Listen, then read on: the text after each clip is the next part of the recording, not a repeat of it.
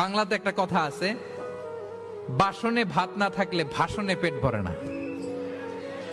ঠিক কিনা বলেন?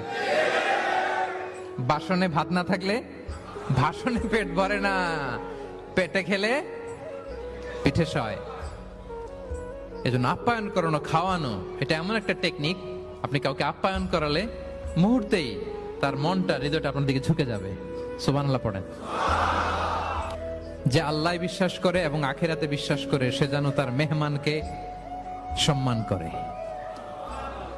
মেহমান আপ্যায়ন করা সুন্নাহ, এটা সুন্নাহ। সে যেন মেহমানকে আপ্যায়ন করে, সম্মান করে। অনেকে মেহমান আসলে অখুশি হয়, বাসায় মেহমান আসছে, হায় রে কত ঝামেলা, আমাদের রিজিক নিয়ে টানাটানি। সে ভাবে যে তার রিজিকে ভাগ বসাতে মেহমান আসছে। আসলে না, মেহমান আল্লাহর পক্ষ থেকে মেহমানের রিজিক নিয়েই আপনার কাছে আসছে। সে আসার ফলে আপনাদের রিজিকে বরকত হয়ে গিয়েছে।